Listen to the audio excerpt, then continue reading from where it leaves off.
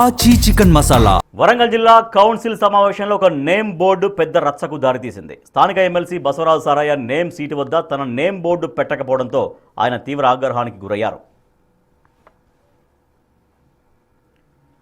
Meeting ఇన్ఛార్జిపై serious అయిన MLC Basavaraju Saraiah కార్పొరేటర్ల నేమ్ బోర్డులు కూడా ఏర్పాటు చేసి తనకు నేమ్ బోర్డు పెట్టకపోవడం ఏంటని ప్రశ్నించారు.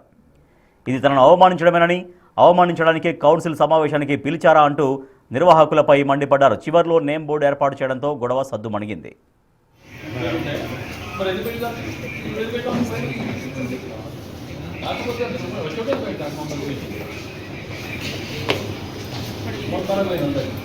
అడిగారు